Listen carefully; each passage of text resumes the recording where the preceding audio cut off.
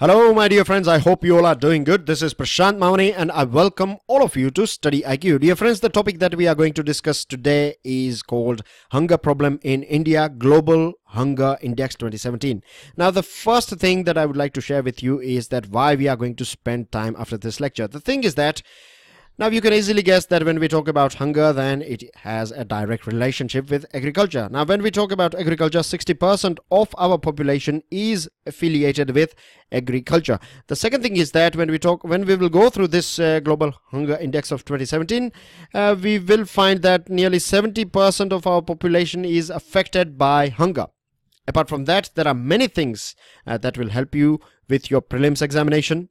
And when we talk about your mains examination, then if you go through your past papers, then you will find that every year you find questions pertaining to agriculture, farmers' issues, then malnourishment, urbanization, and other issues associated with it. So these are some of the reasons why this particular topic is a very important topic for your preparation. Dear friends, before moving ahead, I would like to introduce all of you to our pen drive and tablet courses. Now, for different exams like SSC, Bank, UPSC, and other national and state level government exams, StudyIQ provides you with this pen drive and tablet courses. The good thing about or good things about this pen drive and tablet courses is that, first of all, this pen drive and tablet courses are designed by the best faculties of our country. The second thing is that they are in electronic format so that you can carry your classroom wherever you go. If you have any further question or queries regarding it, you can give us a call on this number. And I would recommend all of you to check out StudyIQ.com, and over there you will get chat support as well if you have any question or doubts regarding it. Dear friends, I would like to share or start with a recent incident that took place with me.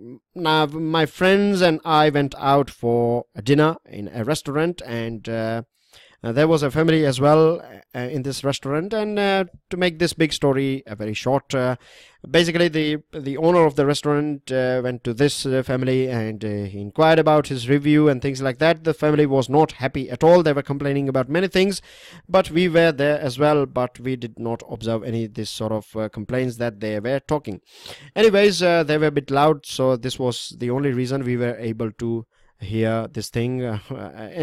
So what happened basically is, after finishing our dinner, when we stepped out of this restaurant, I observed there were a couple of people who were begging outside this restaurant. Now, I'm sure that you might have faced this sort of scenarios in your life as well, and I remember this whole incident was basically forced me, or it provided as a sort of trigger for me to think about my childhood when I was growing up, and I'm sure this is a story of every other child, isn't it? When we are growing up, we cannot basically we don't know the right amount or right quantity of food that is required. We take too much food in our plate, and then there is a lot of waste food, isn't it? So at that point of time, my parents used to tell me that they used to give me example of Ethiopia, right? This was their own way of educating me regarding not wasting food, and this example was right as well at that point of time, because Ethiopia was the country stricken with famines. If we go through the World Peace Foundation report, then from 1870 to 1980s, right, this 110 years, nearly 115 million people died because of starvation. This is a big number, isn't it? This is a very big number. It is this is basically, you can say that every month or every year you have nearly 10 lakh people dying because of hunger. And recently Ethiopia was in news as well, because President Kominji was in Djibouti and Ethiopia. Anyways, dear friends, things have changed drastically in Ethiopia now. If we go through the World Bank report, then we find that it is the fastest growing economy in the world. The other thing is that if you go through their GDP growth, right, if you take out the average between 2003 and 15, then we find that it is growing, its GDP is growing at the rate of 10.8%. That is a double-digit growth, which is brilliant. Now, why or how? What took place in Ethiopia that changed or turned the table? for Ethiopia. Of course, there was a sort of civil war that ended, and China invested hugely in infrastructure. China has in fact built a huge amount of roads.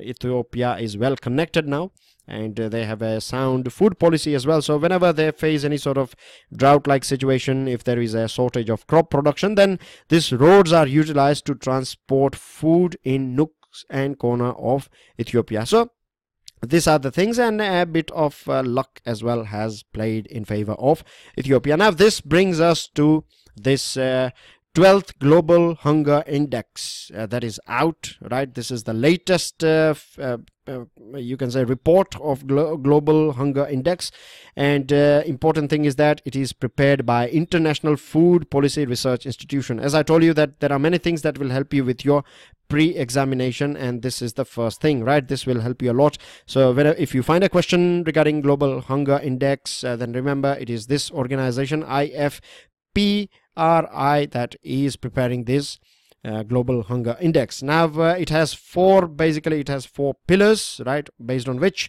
it conducts its study, and they are undernourishment, child mortality.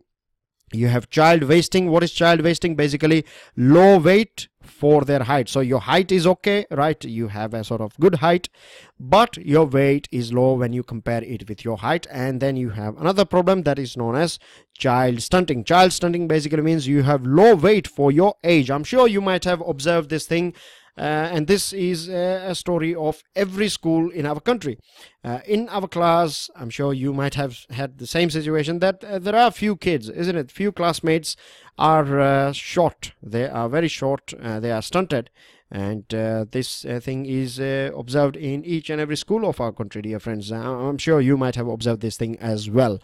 Now, if we see the world scenario, if we go through the world, say for example, if we see the map, right, in terms of this Global Hunger Index, then we find that there are some countries, they are painted in white. This is USA, Canada, Denmark, and parts of most of Europe, Australia, New Zealand. You have Japan, South Korea, and there is only one country in African continent, and that is Western Sahara. These are the countries that are not taken on board, because this particular report is or the whole study is conducted on developing countries only, right? In total 119 countries are assessed by this IFPRI. Now you can see that the green countries are of course the ones they are doing well, and this one here, this Central African Republic, is the worst performing country in the world. But when we see India, then we find that it is somewhere in between this category here, which is not good at all. And if we zoom this map, then we find that all these countries of South Asia are not performing well, and this is one of the reasons why we are in the same table when it comes to when we compare ourselves with sub-Saharan African countries, right? We are in the same table. And the reason why this thing is happening in our country, or when we talk about India, right, this is happening because of multiple reasons. We are going to go through it, no doubt, but let's see some factual information before we crack on. And there are some different categories. You have extremely alarming, you have alarming and serious categories, right?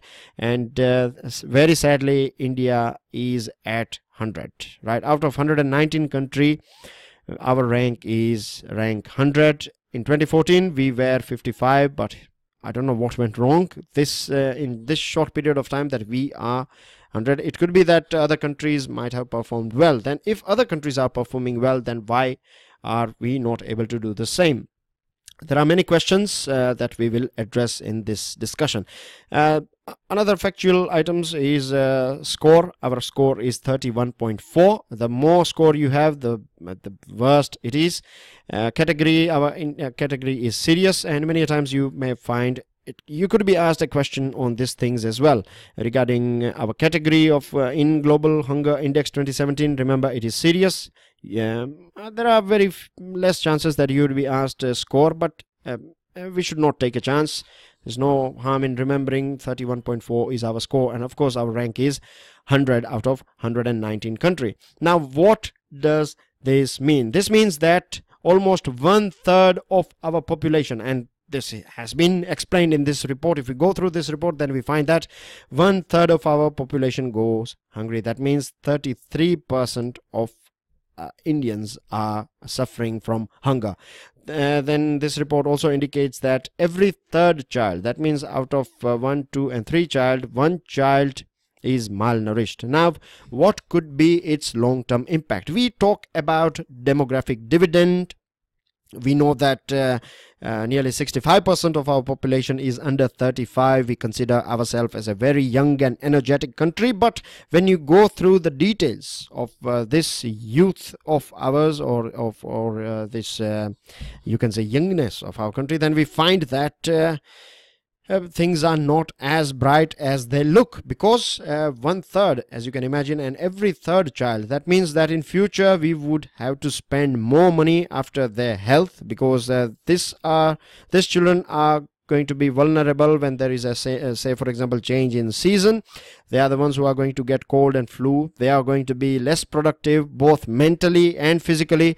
They want to be able to get that good high scores when it comes to education. So in long-term future, they are not going to see themselves as in a sort of better jobs, right? Again, if they are physically weak, and they are, in fact, they suffer from both mental weakness and physical weakness, and because of this thing, they want to be able to perform manual labor as well. So you can understand that they will become part of the vicious cycle of poverty.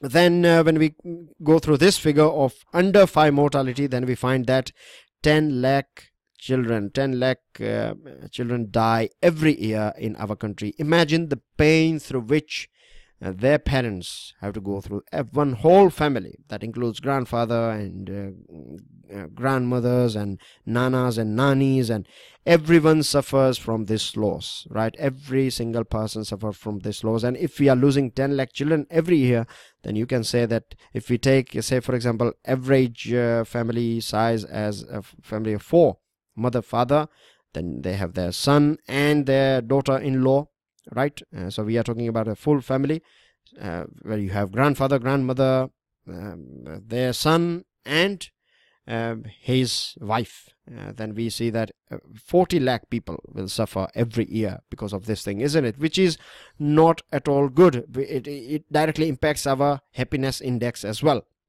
The other thing is, dear friends, that if we go through the same report, this Global Food Security Index, then we find that 68.5%. At the starting of this lecture, I told you that this hunger and malnourishment impacts nearly 70%. Roughly speaking, 68.5. You can take, for your understanding, 70% of our population is affected by malnourishment. That means that every one person in every family of our country would be affected by malnourishment. It does not mean that if you are getting 2 square meal, that is enough. Not at all. We will dig bit deeper into this issue as well as we move ahead. And the biggest issue that we are facing as a country is not that we are not having that much food production.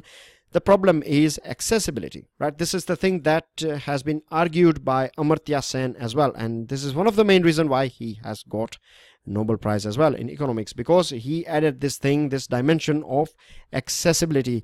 Imagine if your country is producing enough food that can fulfill the hunger of each and every person, but if the food is too expensive, then you can understand that then you will find all these sort of things of malpractices and mixing other items with the food items and making it more cheap and things like that, which again impacts the health of our people. Now, when we see this rank, we find that it is very sad again that we are on the same table, or our score is as high as countries like Djibouti, right? Djibouti and Rwanda. Rwanda is a sort of war-ravaged country, and we are, as a democracy, as a vibrant democracy as well, we are in the same page of Djibouti and Rwanda.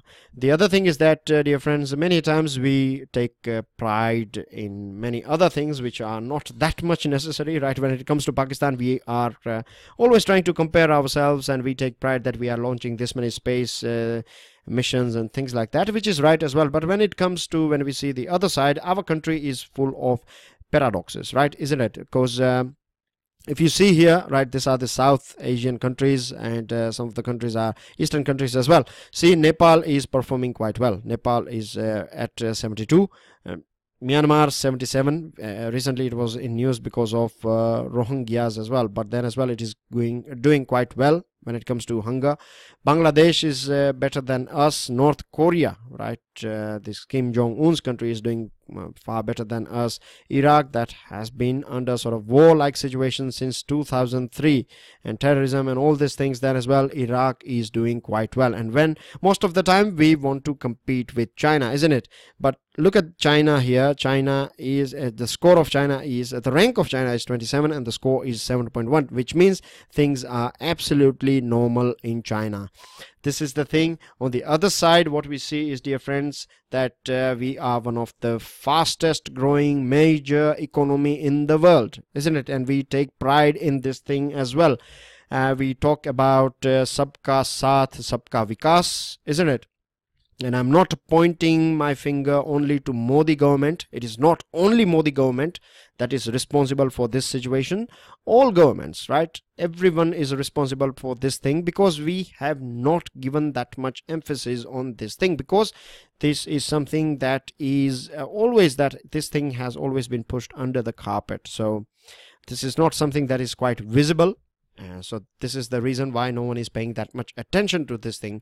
This could be one of the reason, in my opinion. Now, when I was talking about this sabka saath, sabka vikas, then we know that from last 1.5 decade or one and a half decade, the GDP growth has been absolutely brilliant. But we are still not able to tame this hunger, and this also indicates that the growth benefits are not reaching each and everyone. That is the reason why I'm saying sabka saath, sabka vikas is not something that is visible in the ground. The other thing is that if we go through this IFPRI report, then we find that half of the wealth in our country is in the hands of 1% population. That means, say for example, if the total wealth of our country is 100 rupees, right, then 50 rupees is in the bank or in the pockets of 1% population. Can you imagine this thing? And the rest of the population, and we are talking about one of the most populated country in the world, here you have a situation where 1% of wealth is 1% population is controlling 50% of the wealth, and the rest is distributed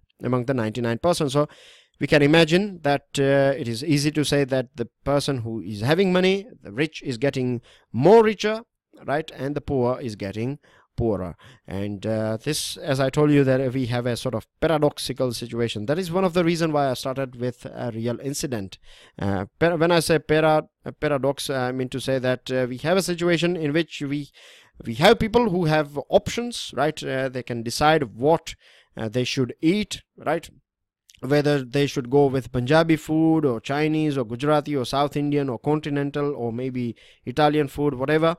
They have this choice, and you have people in our country who have no choice at all. For them, if they just have enough meal, right, that can give them a good night's sleep, that would be more than enough. A new day is a new dollar for most of the people in our country. We know that nearly 33% population is suffering from this hunger, and because one of the main reason is, of course, poverty. And as I told you that sabka saath, sabka vikas, this was accepted by this national shame. It was termed as national shame by our former prime minister. So it is not about one political party.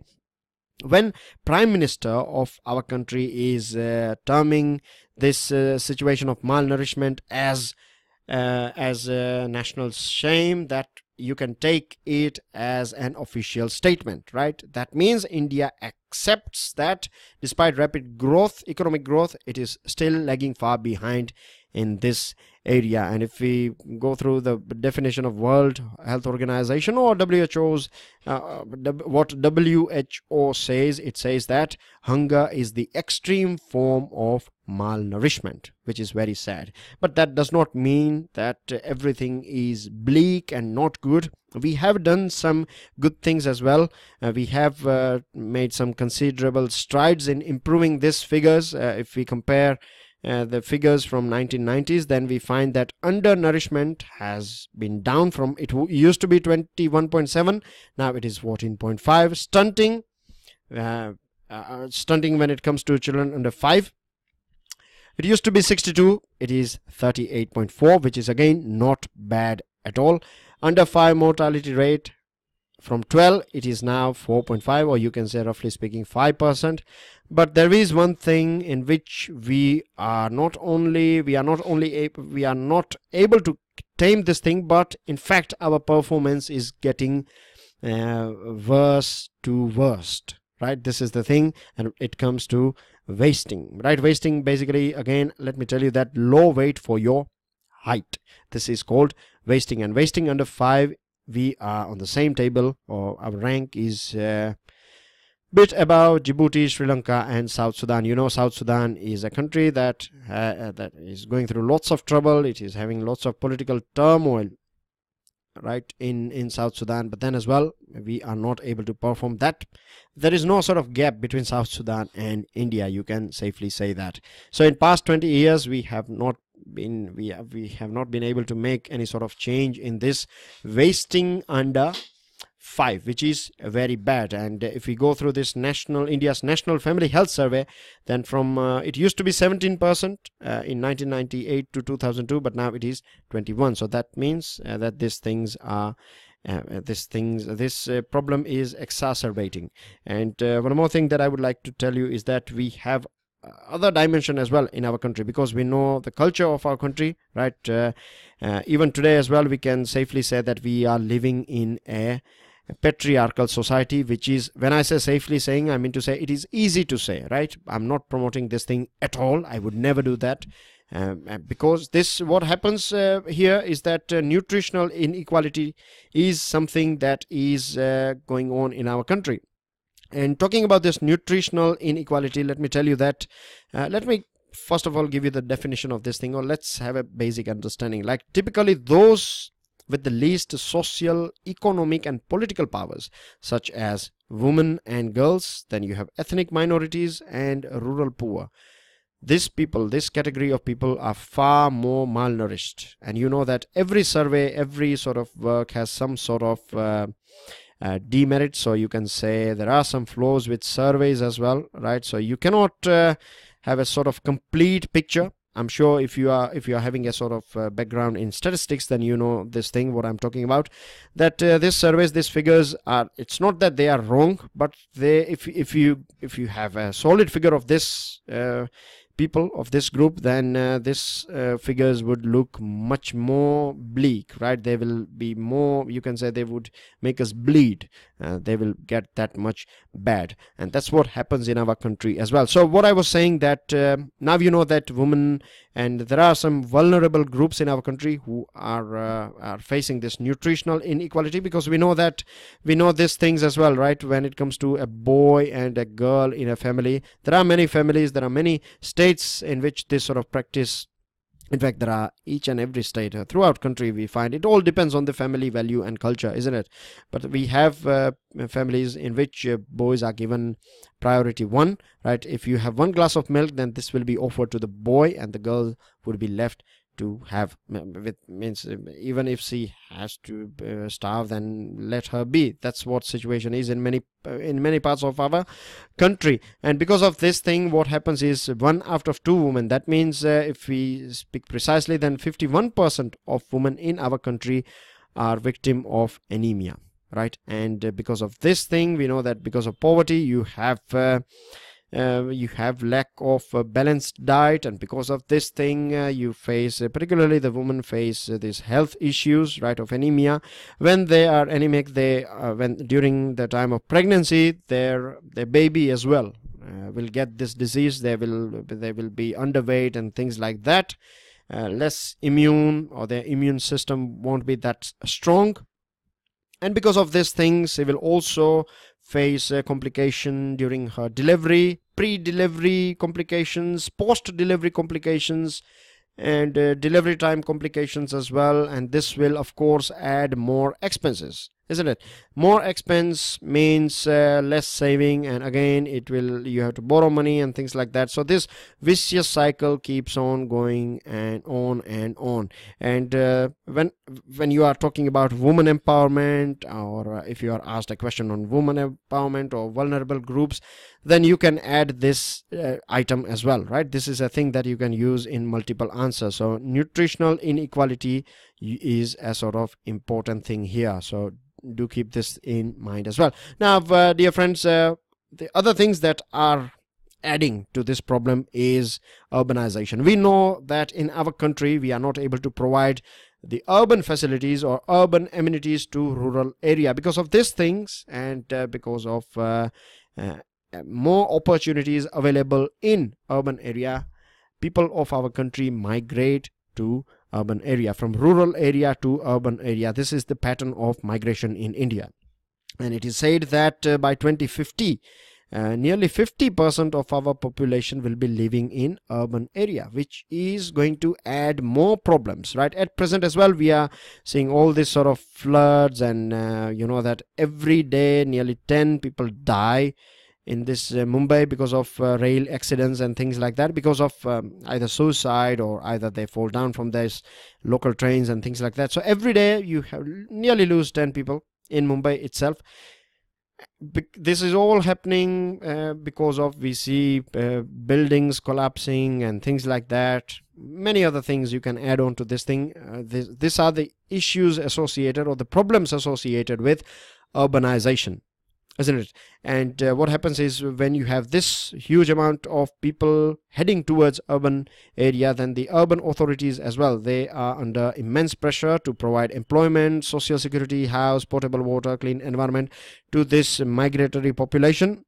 And because of this thing, this malnourishment and things like that, hunger takes a back seat. So the energy, may it be in hold on a second, this energy is basically diversified, right? It gets diversified, and because of this diversion of energy, you don't find that much emphasis on this nutrition and things like that, and this adds problem. And in this this exposes us to three types of challenges that we find in this migratory population, and that is hunger, a lack of required calorie.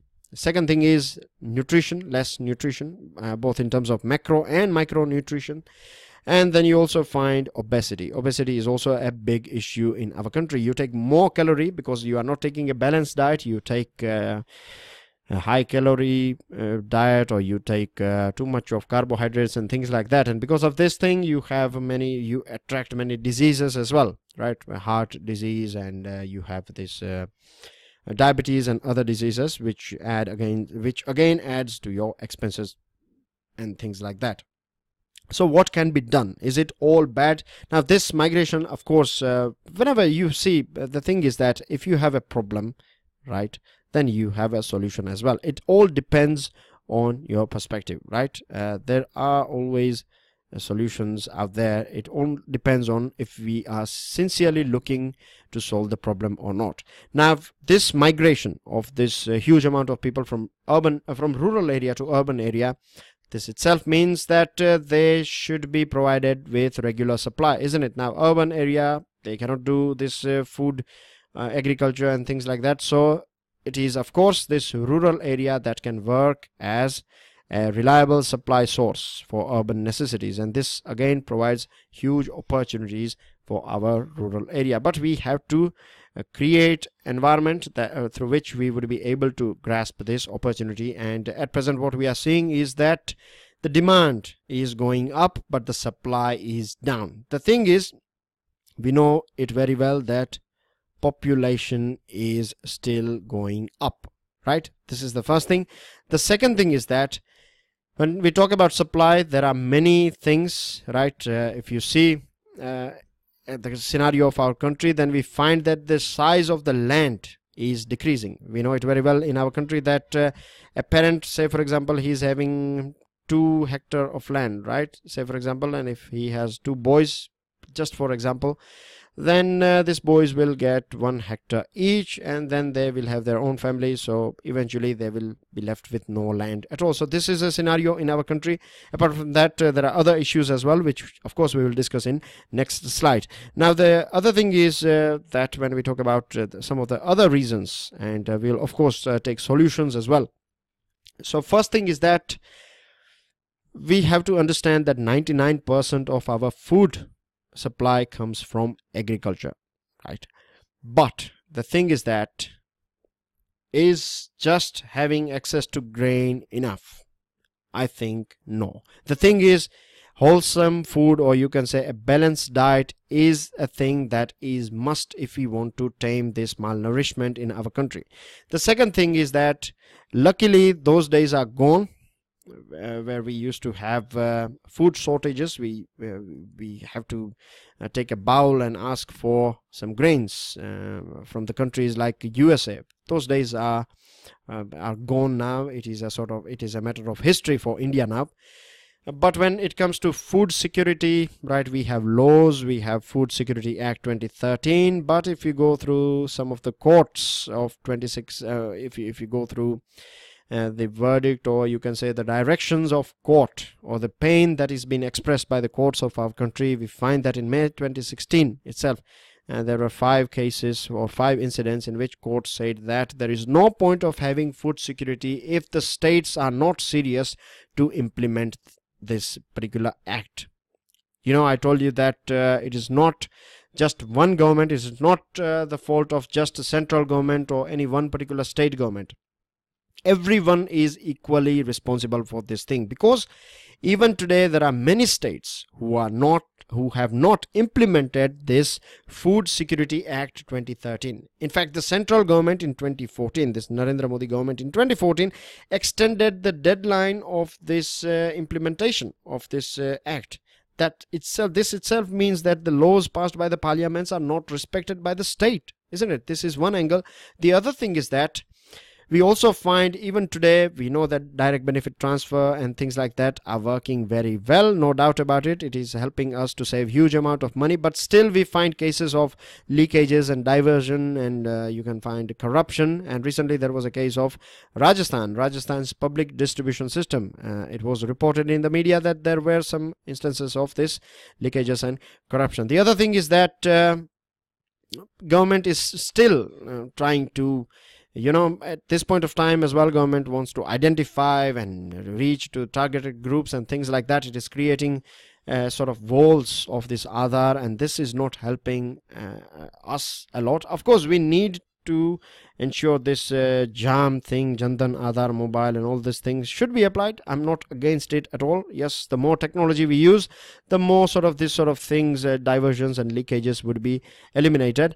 But when you have people sleeping hungry, right, at that point of time, the first priority should not be Aadhaar. The first priority should be food for them. The other thing is that we are infamous for this red tape as well. You know, it takes ages and ages to take a sort of decision or to sort out any problem. The second point, or you can say the bigger challenge that we find in our country, and it will make you very sad if you'll go through this figure, and the thing is that 40% of our post-harvest production is wasted. Can you imagine this thing? 40%. This accounts for, this government figures, 92,000 crore rupees every year we lose because of the wastage of food after its harvesting. That means we are not able to handle our food or handle our crops properly. 450 crore we lose because of wheat getting rotted. Then if you go through Indian Institute of Public Administration, then 23 crore tons of dal, 12 crore tons of fruits, and 21 crore tons of vegetables is wasted due to lack of handling.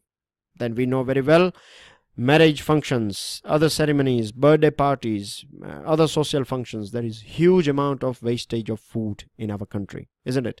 Nearly 30%, right? 30% of wheat production is failing because of climate change and pollution. Wheat is a very temperature sensitive crop, and if the temperature is going up, if the average temperature is going up, then this will directly impact this wheat production. wastage of water. It is believed that for production of 1 kg of rice, you need somewhere around 400 liter of water. This indicates that our agriculture is very expensive, isn't it? This is we are destroying the nature. And imagine if you order a plate of rice, and if you are wasting 500 gram, then you are not only wasting 500 gram of rice, you are wasting 200 liter of water as well. And this concept is called virtual water. So keep this in mind. This is a very new concept. All right, when I say new, I mean to say that it was recently reported in newspaper. And this is a very important thing, because we know that many awareness campaigns are going on in cleaning water and saving the river and things like that. So you could be asked a question on this thing as well. So this item is important. Now government is also coming out with Sampada, which is not bad at all.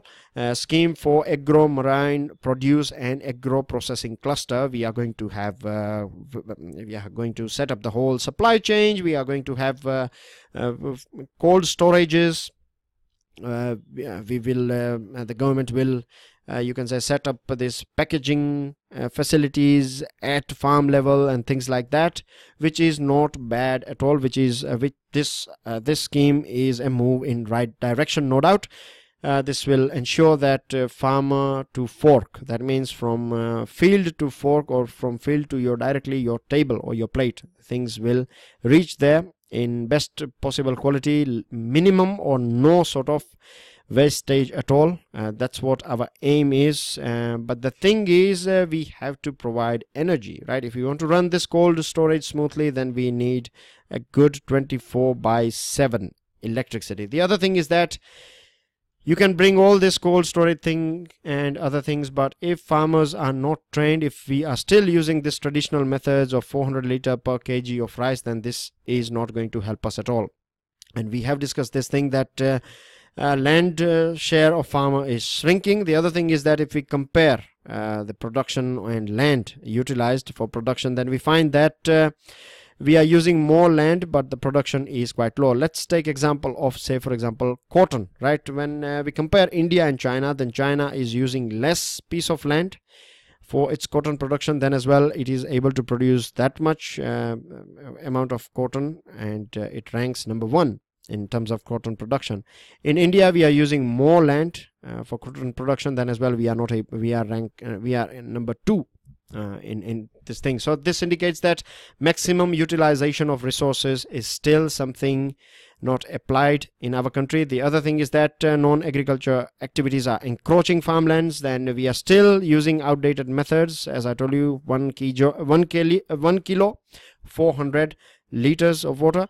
We need modern technologies, right? And we have to, with this Sampada, we have to also train our farmers. We have to make them entrepreneurs. We have to end this suicide thing of farmer. We have to provide them with finance, right? Formal methods of finance.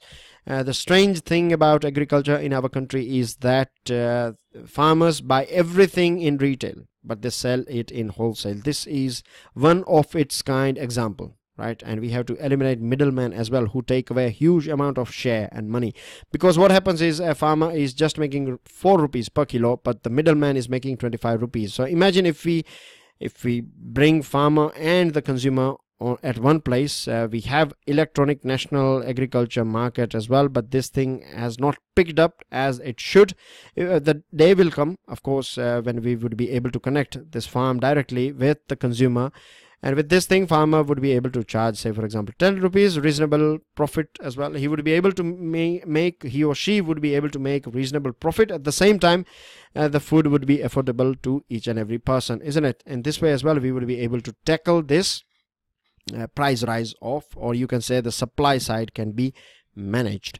The other thing is that we have to learn, or we have to create an environment of knowledge sharing in our country. What happens is that we don't know what's going on in different states. We don't know if there is any platform through which we can learn the best practices being conducted by other states. Like, say for example, do you know that Puducherry, right, a union territory of Puducherry is you can say doing very well when it comes to organic farming, right? It is doing absolutely brilliant when it comes to organic farming.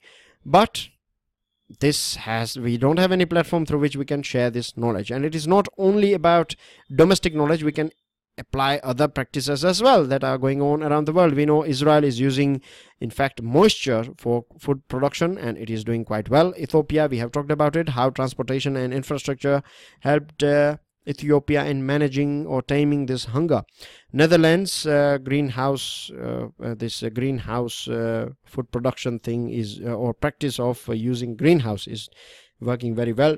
In Denmark, there is a supermarket, there is a chain of supermarket that is allowed to sell outdated food. So, for example, if you have a bottle of jam that is going outdated on 31st, say for example, December, right? Then there are many people, right? For poor people, it's fine if they eat this jam on the first, isn't it? So there are some ways, right? We can, rather than wasting this food for 1 or 2 days or 3 days, if it is outdated, then the supermarkets, they used to chuck them in the bin, but this will be this is out of date in Denmark. Now they have special food banks and this sort of supermarkets. France as well.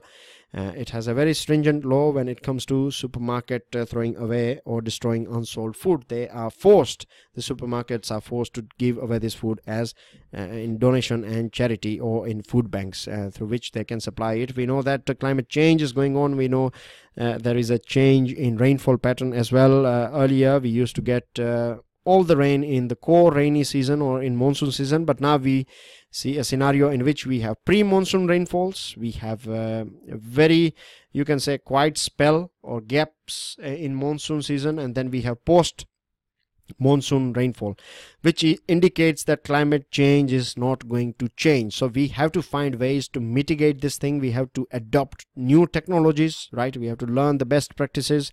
We should promote cooperative culture because cooperatives have worked in our country and it will work. There are many people who are poor, who are engaged with this agriculture and things like that. We have to provide skill, just like providing skill to for manufacturing. We have to provide skill to our farmers as well. We have to reduce the gap of rich and poor, and we can also rope in this charities and philanthropy institutions. We know there are many religious institutions who give away food on regular basis, right? So we can rope them as well. We can persuade, or we can have laws through which the restaurants and hotels, rather than throwing away this food in the bin, this food can be channelized to poor people, and through this adapting these methods, we can tame this malnourishment. And if we do this, we can add 2 to 3% to our GDP.